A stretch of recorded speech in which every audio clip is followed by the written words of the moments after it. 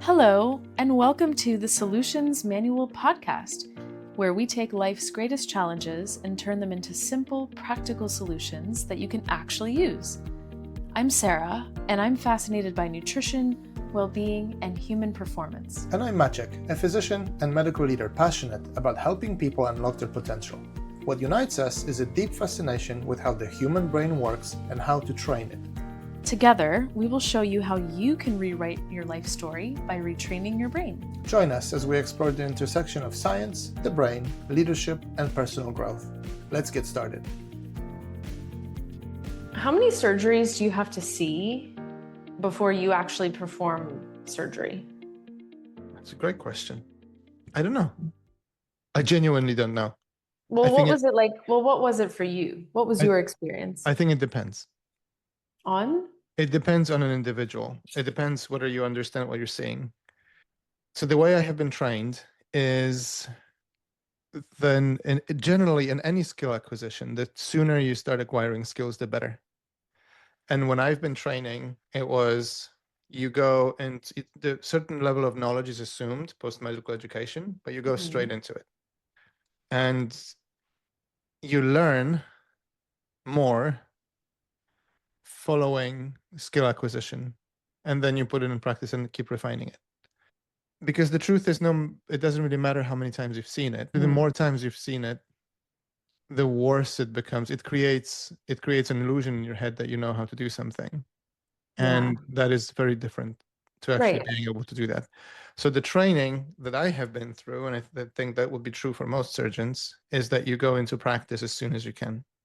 It's not that you're being thrown in the deep end of the swimming pool. You are typically a part of the team, and you are asked to do increasingly more complex stages of the procedure up until the point where you have mastered all the necessary steps, and then you can try to attempt doing this when someone else is supervising you, but you're doing it by yourself, and then do it independently. But for most trainees, it starts with some sort of a hands-on experience immediately. Of course, not everything at once, because it has to be in stages. But it starts with practical training straight away. I know that I have been assisting as a trainee when I started learning in surgeries that I have never seen before. Wow. So I think the short answer to your question is you probably don't have to see any of them before. You just need to have rudimentary knowledge, and then you start learning by observing and putting things into practice from very basic steps straight away. So they kind of prevent you from staying in the familiar, right? Because it's easy to read and just watch, and there's no other way to really learn. That is correct. It's called the phenomenon that you're describing is called the illusion of knowledge. It's the feeling that you develop that you know something, that you're good at something, that you know how to do something, because it feels familiar, because you've seen it or read about this, and you watch competent people doing it, and you think, oh, how hard can that be? Right. Yes. So this is a well-described phenomenon, and it's linked to the fact that for your brain, familiarity feels like competence, but it isn't. And this is not just a phenomenon. Like, this is actually studied. Yes, that's a scientific fact. Yes. Yeah, to show exactly this thing, that when people spend an amount of time reading, or they reread a certain number of times, could be a task or facts, they assume this role that they actually either know more than they do. Well, maybe we can talk about what it is to really know something. It is not just you have information, but what you can do with this information, right? And maybe even explain it to someone else. So is there also a step here where you demonstrate your proficiency in something by not just doing it, but being able to teach someone else how to do it? You have to be able to do both in order to have at least to prove that you have a rudimentary level of understanding of anything. And yes, you're right. It's a well-studied phenomenon. So what is it about the brain then that just holds people back from moving on from just reading or watching something and actually doing it or trying to explain it? Because it's uncomfortable. Then until you do it, Yeah. You're kind of stuck in that loop. So, what is it about the brain that keeps us there? And then how do we break it?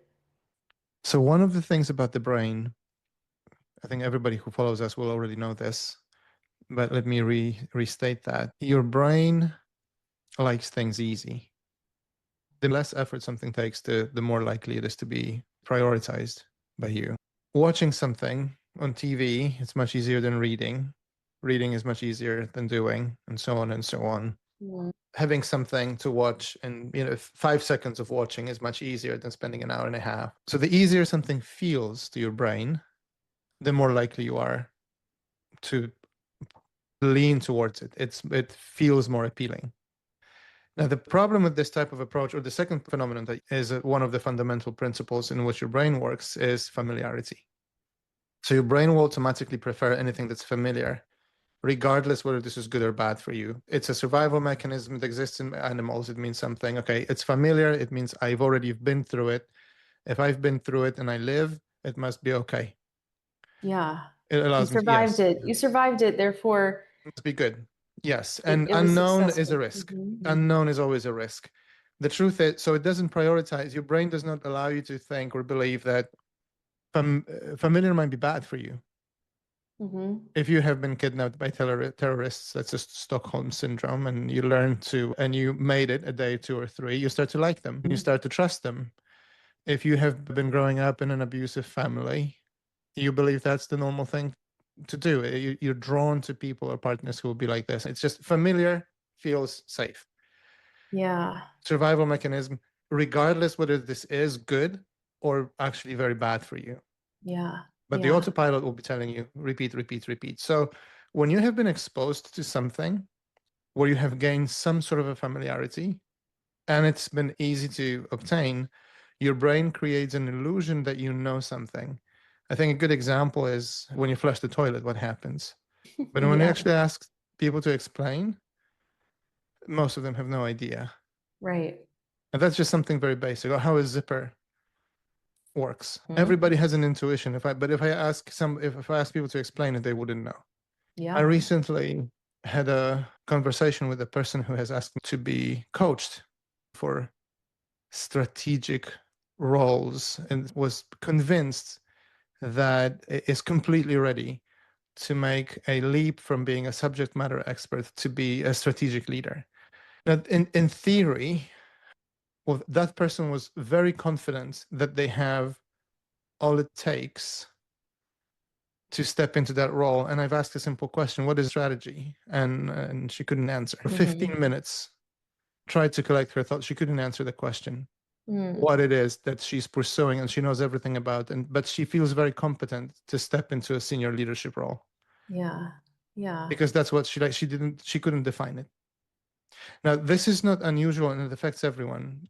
But Right. the challenge is that the more you hear something, some words being said or repeated, the more you have a belief that you're competent at something.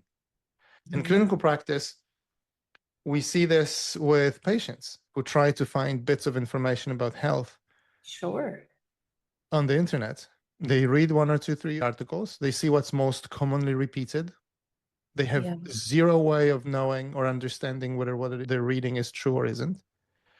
But then they come and try to have a conversation with an expert. They think they know because it feels like they already have that knowledge, but they don't. It's like similar Mhm. because knowledge and competence comes from practice. If the Mhm. question I like to ask people, if you are to have a bypass surgery, who are you going to trust? Are you going to trust someone who has done 50 cardiac surgeries? Or you prefer someone who has read 5,000 books on Mm. how to do a bypass surgery and why? So the intuition is there when it comes to others, but it Yeah. fails when it comes to For your own yourself. your own thing. And today it's very easy to be exposed to multiple snippets, fragments of information on, say, Yeah. social media scrolling, which has nothing to do with competence, but it Yeah. creates an illusion that you know what you're talking about or you know what the topic is all about. You said something earlier that reminds me of what Ian Robertson says about confidence, too. You can watch someone else give a presentation and think, okay, well, I could do that. Stand-up comedy is a good example. A lot of people watch stand-up comics, which is a difficult art and takes skill to do well, and think, oh, how hard could that be? And they study them, but maybe they do or do not actually do this themselves, but you kind of have this pseudo confidence in your own ability or your Yes. own competence. Now, what Ian says is, well, confidence is also a feeling. So if we're combining the feeling you get from familiarity and the feeling you get from this level of knowledge that you're not really honing in because you're not actually doing the thing that you're studying or reading about, Yes. but you still have confidence, then that's going to keep your brain even more in the familiar and not do something. Now, when you do something that doesn't go as planned, or you don't get the outcome that you wanted, or something happens, an accident happens as a result of it, or some other outcome that depletes that confidence that you have, then it will have this opposite effect. You'll actually actively avoid doing that thing.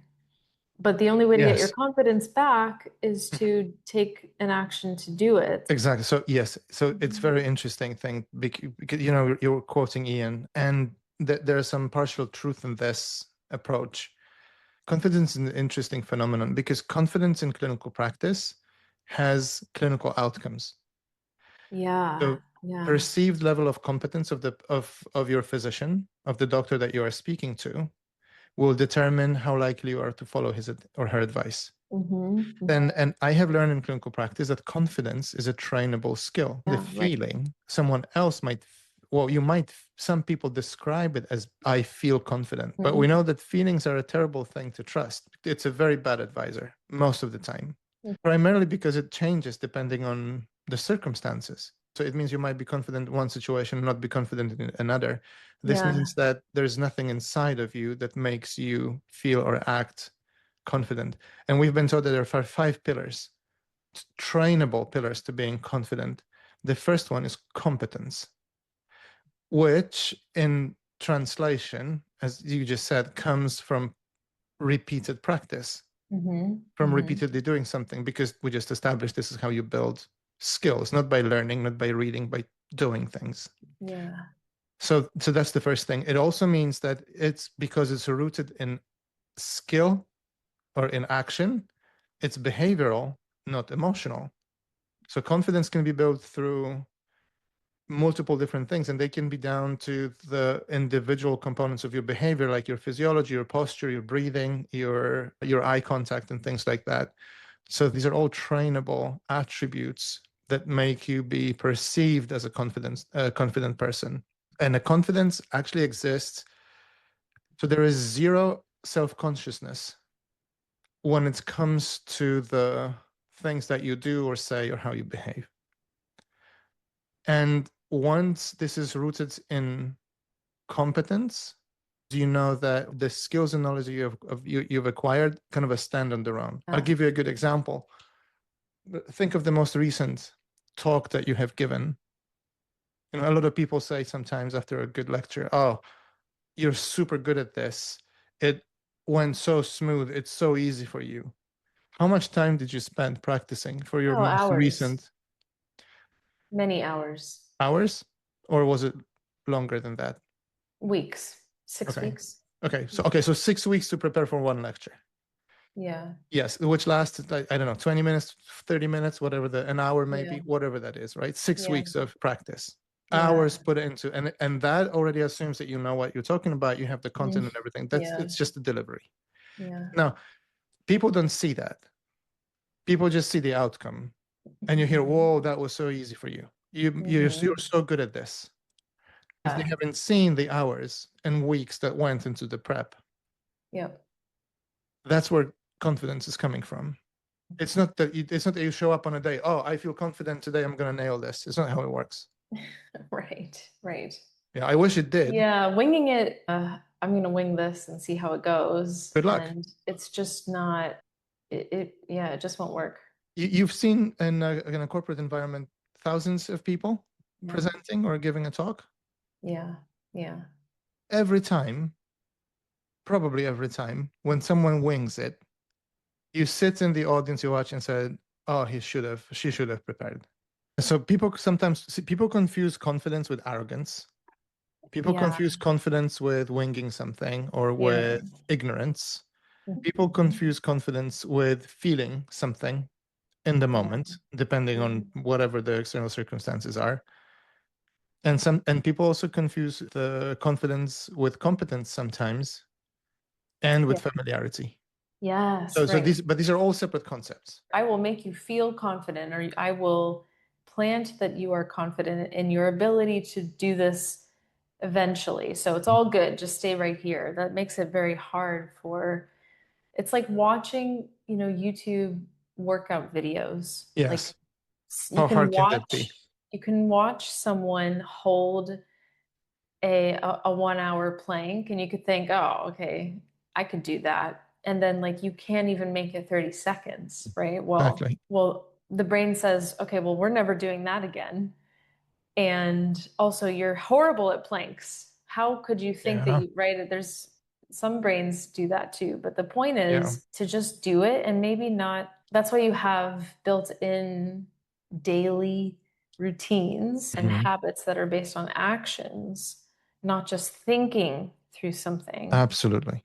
It's about doing these things to Yeah. also Not build knowing. evidence, Yes. build your knowledge base rather than just you either know it or you don't. There's always more that you can learn or you can know, but you need to train, you need to be able to train your brain to say, "We can't stay here because Exactly. we want to do something with the current working knowledge that we have." Yes.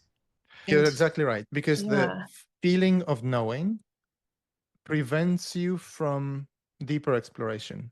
You can Mhm. read everything, every book there is about swimming, and then I will Mhm. throw you into the deep end of the swimming pool and you are going to drown. Right. Because Exactly. that knowledge is not going to help. And there's a different level of knowledge that you acquire through doing. And it's interesting because this has been taught in clinical practice, like this experiential type of obtaining mastery or competence for hundreds of years. But the first description of the phenomenon, this illusion of explanatory depth, it has been coined, is early 2000s. So we have studied this scientifically in a proper way relatively recently. Not that long. No, Yeah, like that's 20 years, 25 years ago or mm-mm. so, it has been studied. And it was extremely interesting because there's a fascinating example how people who watched instructional videos believed that they can land an airplane following watching YouTube or like video clips on a computer screen. Oh, okay. That's scary. Exactly, I but mean, that is scary. the Yeah. level of the level of belief that they can do this because they've watched a video of someone else performing it was very, Mhm. very high. But they cannot. Yeah. But that shows you how strongly that illusion works, and it affects everyone. Like nobody is immune to this. Yeah. Right. That's just how the brain works. Exactly.